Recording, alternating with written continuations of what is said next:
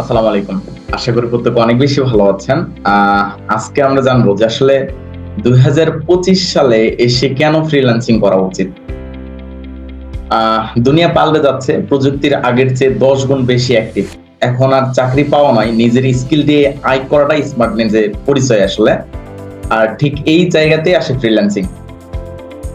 আমরা অনেকেই ভাবি ভালো একটা জব পেলে সব ঠিক হয়ে যাবে। কিন্তু প্রশ্ন হচ্ছে কেন শুধু একটা সোর্সের উপর নির্ভর করব? ফ্রিল্যান্সিং মানে নিজের মতো করে কাজ করা, সময় নিয়ন্ত্রণে রাখা আর ইনকামের নতুন রাস্তা খোঁজা।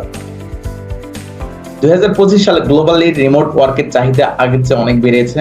এআই মানে artificial intelligence, digital marketing, graphics design, video editing, content writing সবকিছুতে এখন ফ্রিল্যান্সারের চাহিদা। যদি আজ থেকে শুরু করেন আপনি ৬ মাস পর আপনি এমন এক জায়গায় পৌঁছাতে পারেন যেটা হয়তো আপনি নিজেও ভাবতে পারেন নাই। ফ্রিল্যান্সিং মানে শুধু ইনকাম না, এটা মানে ফ্রিডম।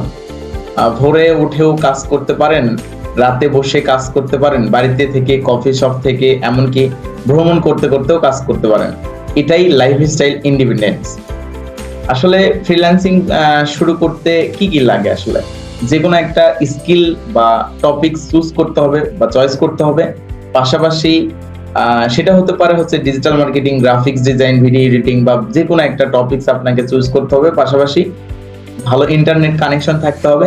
আর শেষ যে জিনিসটা লাগবে সাহস, ধৈর্য আর ধারাবাহিকতা।